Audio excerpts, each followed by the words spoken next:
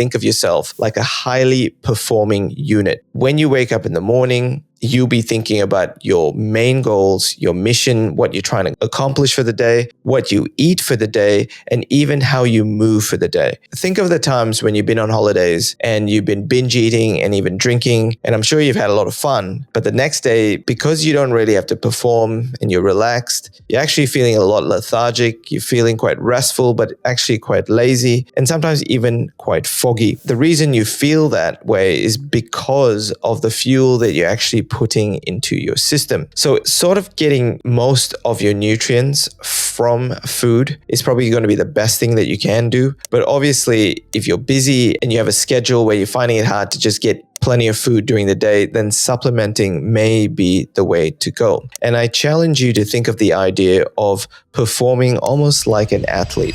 Welcome to Peak Performance Hacks, and I'm your host, Dr. Gan. Today, we're going to be talking about how food can essentially change how you feel and also how you actually move. So physically and mentally, this can have such a big effect on you. And I challenge you to think of the idea of performing almost like an athlete. Now, have you ever had those days where you actually feel a little bit lethargic? Maybe your energy levels are not quite there, and sometimes you just not ready to tackle the day. Now, I can attest to feeling like that on many days, especially when I'm woken in the middle of the night. But then with that being said, I think sometimes thinking about that late night pizza you had, or even the food, or even the drinks that you had, whether it be alcohol or non-alcoholic, that may have influenced how you felt. Now, we know that food that is essentially healthy, nourishing, and freshly cooked, for example, are things that would naturally make us feel a lot better. Now, a lot of people are not very perceptive to this idea, which is why we tend to go about just eating food and not really thinking about how we can affect how we are performing the next day. And so I came across this maybe a couple of weeks ago when I had a night where I had eaten some food, and it wasn't my normal kind of food that I eat.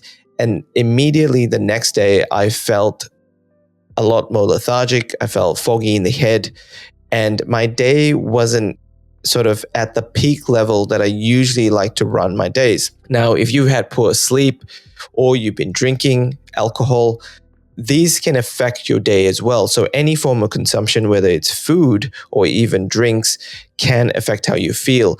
And I started to look into all the other factors that may be affecting how I actually feel, especially when I have those poor choices days. And it happens all the time, especially if you're going out or you're at meetings, or after you've had meetings and you're meeting up with other people to have food. As much as you try to get the best choices, this can happen to all of us. But I thought today I would like to sort of summarize some of the factors that I think would help you stay in that peak performance despite the fact that you have some of these bad days. And these are some of the pillars that I use. Now, the first one would be the athlete's mindset. Now, I encourage you that despite the amount of exercise or work that you do, or even if you feel you're not at peak performance, not yet at least, but you're aiming for something like this, I actually implore that you think of yourself as an athlete. Now, for some of us, you might be thinking this is just way out of the charts. You can't imagine yourself to be an athlete when you're trying to get your health back at the place that you feel you would be performing at your best. But I believe that all of us should have the athlete's mindset. Now, when you have this athlete's mindset, you start to think of yourself like a highly performing unit. So when you wake up in the morning, you'll be thinking about your main goals, your mission, what you're trying to accomplish for the day, what you eat for the day, and even how you move for the day. And when I started thinking about performing like an athlete, some of the things that came to mind is that I would always feel that I was the best. And I'm not saying you have this arrogant philosophy that you're better than everyone else, but you are aiming to be the best. So you perform in every way that you think the best would perform. So if you take athletes, for example, when they wake up, they essentially know what they're doing for the day. They know their mission, what they're trying to accomplish. They know the amount of exercise they need to put in. They also know some of the other goals, such as what they're going to eat. And so if you perform or think like an athlete, that will change the dynamics of how you actually do things every day. And it'll also change the way how you look at food. Now, I recently had this conversation with someone else that told me that, have you noticed that some of the athletes, for example, LeBron James, basketball player, he essentially would eat ice cream and eat a lot of junk food. And some people think that athletes can eat whatever they want. But I would like to put it out to you, the fact that athletes can do this because they burn so much calories when they play their games. And another one would be Anthony Edwards, who's an upcoming star right now. And he's very young. He's about 22, I think. And he eats a lot of junk food. But you have to understand that they perform at such a high level that they burn so much calories. And on top of that, for 80% of the time, they're basically eating great food. So the task here would be to kind of have that mindset where you're thinking like an athlete in terms of your actions, what you eat, how you perform, and you're going to carry that with you. And at least for a week, think about what you are eating, how you're moving, and just imagine yourself as an athlete. The next on the list is essentially the direct effects of the food that you eat and your body and mind. Now, it's important to know that if you had two cars and one was an F1 car and one was a regular car, the fuel that you use for your F1 car is going to be a lot different than the fuel that you use for your regular car. And the reason for that is, if you're an athlete, you're actually going to be fueling yourself with high performance versus just regular performance or low performing fuel. So similarly, think of the times when you've been on holidays and you've been binge eating and even drinking, and I'm sure you've had a lot of fun, but the next day, because you don't really have to perform and you're relaxed, you're actually feeling a lot lethargic, you're feeling quite restful, but actually quite lazy, and sometimes even quite foggy. The reason you feel that way is because of the fuel that you're actually putting into your system.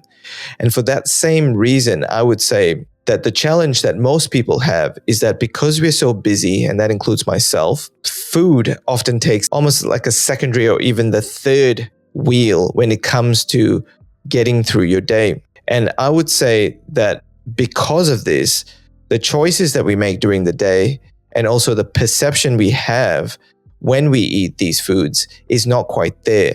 And what I mean by that is that we are not perceptive to the changes happening in our bodies. Now, over the last probably 8 to 5 years, I've become a lot more perceptive about the food that I eat and how I feel, to the point that it's actually become a lot more sensitive for me to feel that every time I eat something that doesn't go well with me, I either feel it in my head or I feel it in my tummy.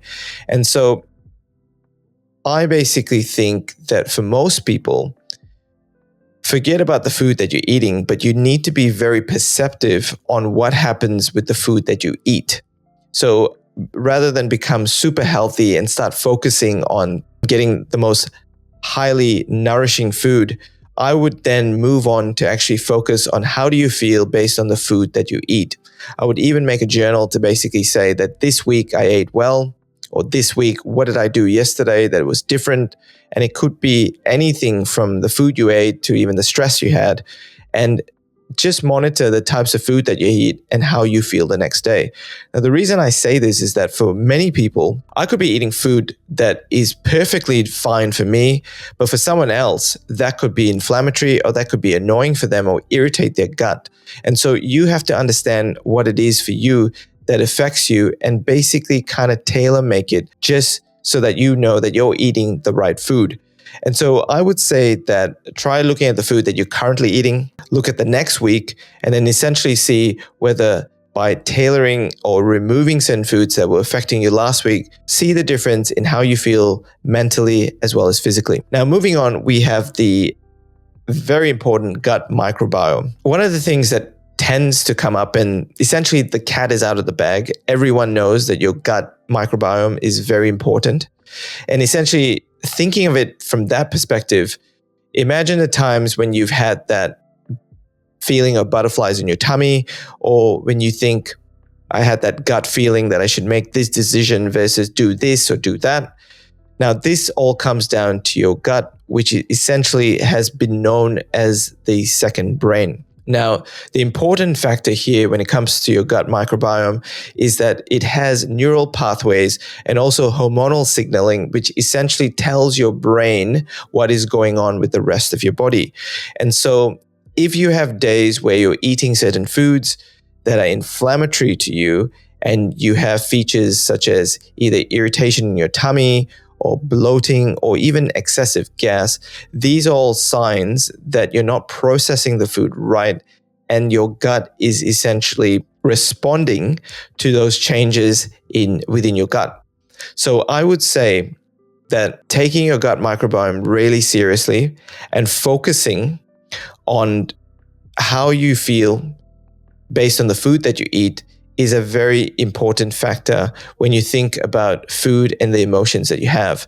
Now, a lot of people try to focus on gut microbiomes and start eating all sorts of foods that we know, and especially fermented foods are amazing for your gut microbiome, as well as probiotics, which people have been talking about. But then you have prebiotics and probiotics, which is something that I'll talk about on another episode. But it's essential to first start at the basics and ensure that your gut is well in check. So if you're having any features, whether you have any irritation in your tummy or any of the features or symptoms that I mentioned earlier, I would start by focusing on them before I move anywhere else. Now, the other factor to remember is that I find that many people have these symptoms and kind of brush it away. So if you normally have a little bit of gastritis or you normally have a little bit of constipation or bloating, many people think that that's not really causing a lot of pain or discomfort. So they kind of almost slide through it as if it doesn't really matter. And I believe that that is a big issue, and you should basically prioritize it and make it a point to ensure that you feel none of these symptoms, because they're not normal, and if left alone, they can cause other issues down the track. Now, moving along, we're going to look at some of the practical foods for peak performance. Now, if anyone who knows me knows that I'm someone who always sticks by the basics, because I feel that most people want to get fancy. And even if you're aiming for peak performance, you have to ensure that your basics are set right before you move on to anything fancy. So the most important thing you have to understand is that our bodies, they require fat, they require glucose, which in the form of sugar, they require protein, they require amino acids, which are the building blocks for protein, and they also require macro and micronutrients. So it is quite simple that our body requires that in order to create energy and in order for us to do the things that we want to do. Now, in terms of the foods that we eat, there's been this huge debate about organic and non-organic food. And part of that was because of the fact that our soils where these plants were grown or even the animals were farmed were essentially nutrient deplete, in the sense that we didn't have enough nutrients in them. And for that reason, we were getting nutrient depleted food. So when you look at organic, the hope is that there's a lot more nutrients in them versus the non-organic, whereby the nutrients may not be there. Now, since we've got that out of the picture, now let's focus on what we actually need. So when it comes to fats, one of the most important things here are omega-3s and omega-6s. So with omega-3s, essentially what we're looking for here is that we get a lot more omega-6 than we get omega-3s. You can get omega-3s and omega-6s from a lot of fish, nuts, and even seeds. And also you can supplement for them as well. But one thing that tends to happen is that with supplementation, you have to ensure that you have a good source, especially when you're taking fish oils. Moving along, you have your protein. Now, you're going to get protein from most of the food that you eat, but obviously animal sources have higher protein versus plant sources that do have a lot of protein, but you do have to ensure that you're focusing on getting the right amount of protein from plant sources. And when you look at vegans, for example, or people who are vegetarians, you have to ensure that you're actually sourcing out the protein in vegetarian diets. Now, I was a pescatarian for many years and I was a vegetarian before that. So essentially, as a pescatarian, you eat seafood and vegetables, but mostly my diet was fish and vegetables. But now I've moved back to sort of a mixed diet, which involves fish as well as meat. But with that being said, it was always tricky trying to get protein, and especially when you're busy, getting the right amounts of protein when I was a vegetarian and also a pescatarian. Now, I'm not saying it can't be done, but it's important that you get the right amount of protein, and you can also supplement with it. And with proteins, you can get it with, there's a lot of protein shakes, and obviously you have to look for the right one for yourself, but you can also supplement with protein. Now, with amino acids, you can get that from your food that you eat. Now, it is plentiful in meat as well as non-meat variants. So you can get lots of amino acids, but you can also supplement for amino acids. Now, sugar can come in the form of carbohydrates that get broken down, but unfortunately in the diets that we currently eat, there is just far too much sugar, and there's a lot of processed food which has a lot amount of sugars, especially cornstarch sugars that are inflammatory to our bodies and often can cause some of the symptoms such as brain fog and all the other features that I had mentioned a bit earlier. Then we look at sort of micronutrients, whereby you're looking at your zinc, your copper, your sodium, and other elements that you tend to get in foods that you eat. And also you can basically get that in supplementation as well. And so I'm not here to say that everything needs to be supplemented. I think you can get most of it from the food that you eat, but supplementing some of the bits that you find are hard to get unless you're eating a lot more of it would be a good idea. And so we've covered amino acids, we've covered protein, we've covered sugar, we've covered fats as well. So sort of getting most of your nutrients from food is probably going to be the best thing that you can do. But obviously, if you're busy and you have a schedule where you're finding it hard to just get plenty of food during the day, then supplementing may be the way to go. The other important thing to remember is that our brain, that is quite small, and essentially if you put your two fists together, makes up your brain, uses up about 20% of the energy that we get from food sources. And so everything that you eat is essentially going to affect how you feel and also how you think mentally. So the mental aspect is big based on the food that you eat. Now, with sugars, I kind of touched on a little about it, and also about the bad sugars that we have and all the processed food, which you've all heard before. But with sugars, you have to ensure that you're maintaining your sugar levels during the day. You don't want to have peaks where you're too high and then peaks where you're too low, but because again, that can essentially affect your mental function as well. And then finally, we have hydration. Now, I've taken hydration seriously probably in the last 2 to 3 years. And I have to admit, I never used to. And if I told you how much I used to drink in terms of fluids, you wouldn't even consider me to be a doctor because it was really bad. But right now, hydration is absolutely important because our bodies are essentially made up of a lot of water. And so the amount of water that you put in, and scientifically speaking, you're not actually going to absorb all that water. But the fact of hydrating the body and it also helping with your gut as well, it actually helps almost lubricate everything within our cells. But there is this huge debate of how much water is actually absorbed and the fact that half of it ends up coming out in our urine. But with that being said, drinking plenty of water is very important, especially to keep you in the best mental and physical form. Now, the last one I have, which is not related to food, but is absolutely important, is essentially your stress and also how you basically manage and feel about your days. Now, no matter how well you eat or how much you're exercising, if you're completely stressed, it is going to be counterintuitive to everything that you're doing. So I would almost suggest that if you did any of the above that I mentioned, thinking like an athlete, eating well, choosing the right amounts of food, managing your sugars, and you were stressed all the time, because of the changes that happen within your body, this can affect your gut, because all of a sudden you're running high on adrenaline. It's affecting how your gut feels. If you were a sensitive person, also sensitive to the foods that you're eating, you will have more changes. You will have more bloating. You will have irritation in your tummy. And we have a condition known as irritable bowel syndrome. And there's a lot of confusion on exactly how it happens and what occurs. But everyone knows that feeling when they get nervous and their tummy feels unsettling, especially if you're going to give a big talk or a presentation, or even if you're going for something like a big interview that it really meant a lot to you. These are some of the changes that can happen as a result of stress.